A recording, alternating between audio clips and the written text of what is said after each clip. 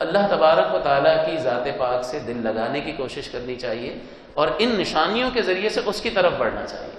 اب ایک دو چیزیں میں آپ کی خدمت میں ذکر کروں کہ آپ کے ذہن میں شاید یہ سوال پیدا ہو کہ یہ جو ہے ان نشانیوں میں اگر غور کرتے ہیں کوئی ہے اور وہ ایک ہی ہے، if this is that simple، اگر یہ اتنی سادہ بات ہے then everyone in this world should be a Muslim، پھر تو ہر آدمی کو مسلمان ہونا چاہیے۔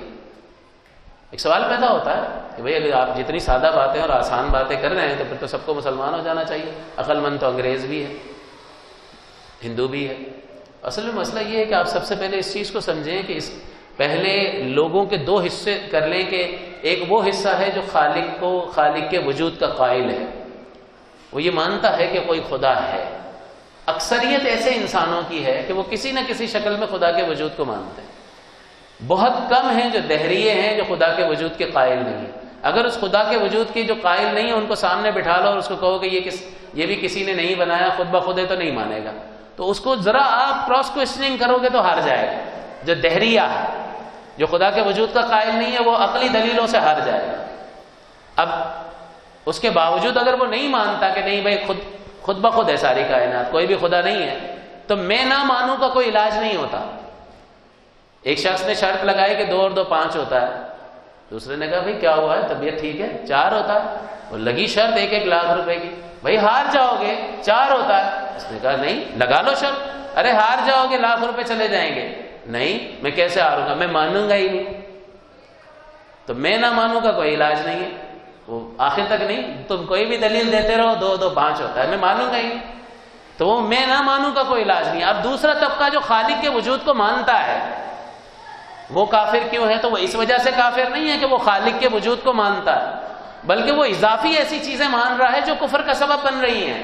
عیسیٰ علیہ السلام کے دور میں جو عیسیٰ علیہ السلام پر ایمان لانے والے تھے وہ عیسیٰ علیہ السلام کو اللہ کا نبی مانتے تھے، اللہ کو خالق مانتے تھے بھائی، لیکن جب عیسیٰ علیہ السلام تشریف لے گئے تو انہوں نے عیسیٰ علیہ السلام کو اللہ کا بیٹا مانا۔ تو خدا کے وجود کو ماننے کی وجہ سے کافر نہیں ہوئے، بلکہ ایسی چیز کو ماننے کی وجہ سے کافر ہو گئے کہ جس کو ماننا کفر تھا۔ اللہ کا کوئی بیٹا نہیں ہے، نہ وہ کسی سے پیدا ہوا نہ اس سے کوئی پیدا ہوا۔ تو بعد میں یہ جو کفر ان کے ساتھ لاحق ہوا ہے وہ کسی خارجی وجہ سے ہوا ہے، اس وجہ سے نہیں ہوا کہ وہ خالق کو مانتے۔ کسی نے بت کو خدا مان لیا، کسی نے عقل کو خدا مان لیا کہ اب اللہ تعالیٰ نے عقلوں کو پیدا کر دیا ہے۔ فلسفی حضرات یہ کہتے ہیں کہ عقول اشرا اس نے بنا دی اور ان عقلوں نے ساری کائنات کو کنٹرول کیا ہوا ہے، اب اللہ تعالیٰ جو ہے وہ چھٹی لے کے بیٹھا ہوا ہے معاذ اللہ، لیکن ان کے پاس اس کی کوئی دلیل نہیں ہے۔ تو یہ ان باطل عقائد کی بنا پر وہ کافر ہوئے، خالق کے وجود کو ماننے کی وجہ سے کافر نہیں ہوئے۔ تو اب جو کفر ان کی طرف متوجہ ہے، میں یہ سمجھانے کی کوشش کر رہا ہوں کہ اب جو کفر ان کی طرف متوجہ ہے اور وہ کافر قرار پا رہے ہیں اس وجہ سے کہ کوئی ایسا عقیدہ کہ جس کو اللہ نے کفر قرار دیا اس کو انہوں نے اختیار کر لیا۔ اب آخری بات میں آپ کی خدمت میں عرض کروں کہ اللہ تعالیٰ کے وجود پاک کو ہم نے یہاں سمجھا کہ کوئی ہے اور وہ ایک ہے اور وہ اتنی خوبیوں والا ہے اور ہمیں اسی سے لو لگانی چاہیے۔ تو اس کا مسلمان ایک ذہن میں کیا خاکہ بنائے، کیا تصویر بنائے اللہ تعالیٰ کی، اس کا کیا تصور قائم کرے؟ کیونکہ اگر یہاں پر میں آپ کے سامنے نام لوں بس کا تو ذہن میں خاکہ آیا یا نہیں کہ بس کیا ہوتی ہے؟ آپ کے سامنے یہاں بس موجود نہیں ہے، موٹر سائیکل آ گیا خاکہ، روٹی آ گیا خاکہ ذہن میں، موبائل خاکہ ذہن میں آ گیا۔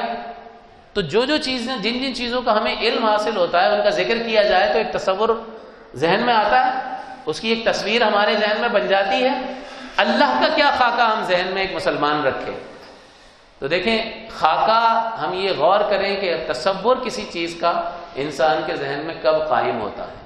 سب سے پہلے اس کو کسی نے دیکھا ہو، آپ نے بس دیکھی ہے تو فوراً آپ کے ذہن میں خاکہ بن گیا، آپ نے موبائل دیکھا ہے تو خاکہ بن گیا۔ تو خاکہ کب بنتا ہے؟ جب جس چیز کا تصور قائم کرنا ہے اس کو دیکھا اور اللہ تعالیٰ کو کسی نے نہیں دیکھا، لہٰذا یہ دیکھنے والا ذریعہ تو موجود نہیں ہے کہ اللہ کا کوئی خاکہ ذہن میں بنا لے۔ دوسری چیز اس کے بارے میں کسی نے بتایا ہو، نبی کریم صلی اللہ علیہ وسلم نے اللہ تعالیٰ کی صفات کے بارے میں بتایا ہے، اس کی خوبیوں کے بارے میں بتایا، ذات کے بارے میں بتایا ہی نہیں ہے۔ تو ذات کے بارے میں کہ وہ ایسا دکھتا ہے، اتنا بڑا ہے، اتنا لمبا ہے، اتنا چوڑا ہے، وہ جسم اور جسمانیت سے پاک اور صاف ہے، کیونکہ جسم ہوگا تو کسی جگہ میں مقید ہو جائے گا اور جگہ اس کو گھیر لے گی، اور اللہ تعالیٰ سب چیزوں کو گھیرنے والا ہے، اللہ کو کوئی نہیں گھیر سکتا. تو وہ جسم اور جسمانیت سے پاک و صاف ہے. تو اس کی ذات کے بارے میں حضور نے کچھ بھی نہیں بتایا. حضور بتا سکتے تھے، انہوں نے دیکھا ہے، نہیں بتایا. تو نہیں بتایا، لہٰذا کسی چیز کے بتانے سے ہلکا ہلکا آپ بتائیں گے نا، میں فلاں علاقے میں گیا تھا، اس طرح کا یوں کھیت تھے، اس طرح درخت تھے، اس طرح جانور تھے، تو آپ نے منظر نہیں دیکھا، لیکن بتانے کی وجہ سے منظر ذہن میں ایک خاکہ پیدا ہو جائے گا. حضور نے بتایا ہی نہیں ہے، تو پھر بتانے کی وجہ سے بھی اللہ کا کوئی تصور ذہن میں قائم نہیں ہو سکتا. تیسرا ہے کہ اس جیسا کوئی ہو. بھائی میں نے ایک جنگل میں ایک بہت بڑا جانور دیکھا. اچھا کیا نام ہے اس کا؟ یہ نام تو نہیں پتا. وہ تم نے اچھا کیسا دکھتا تھا؟ ہاتھی دیکھا ہے تم نے؟ ہاتھی ایسے سے بڑے پیر اور اتنا موٹی جسامت کا. اب وہ ہاتھی نہیں تھا، لیکن وہ مثال سے سمجھایا، مثل بتا دی، تو آپ نے مثال کی وجہ سے خاکہ ذہن میں بٹھا لیا. اللہ تعالیٰ فرماتا ہے لیس کمثلہ شیء، اللہ جیسا کوئی ہے ہی نہیں. تو جب اس کی مثل کوئی نہیں ہے تو یہ بھی ذریعہ ختم ہو گیا کہ خاکہ بن سکے. تو تین ذرائع ہو سکتے ہیں، کچھ بتایا ہو، اس کو دیکھا ہو، یا اس جیسا کوئی ہو. یہ تینوں ذرائع مفقود ہیں، لہٰذا اللہ تعالیٰ کا خاکہ ذہن میں بن ہی نہیں سکتا، اس کی تصویر بن ہی نہیں سکتی.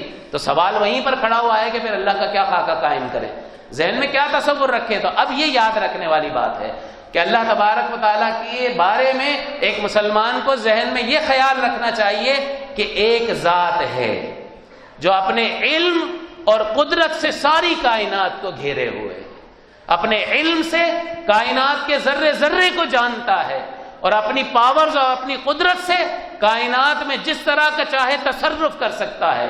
جو نہیں ہے اس کو پیدا کر سکتا ہے، جو موجود ہے اس کو فنا کر سکتا ہے، جو موجود ہے گھٹے ہوئے کو بڑھا سکتا ہے، بڑھے ہوئے کو گھٹا سکتا ہے. تو اپنے علم سے ذرے ذرے سے واقف ہے، اور اپنی طاقت سے، اپنی قدرت سے جس طرح کا جس کے ساتھ چاہے عمل وہ کر سکتا ہے. تو یہ تصور خالق کا ذہن میں ہو کہ ایک ذات ہے جو اپنے علم اور قدرت سے ساری کائنات کو گھیرے ہوئے.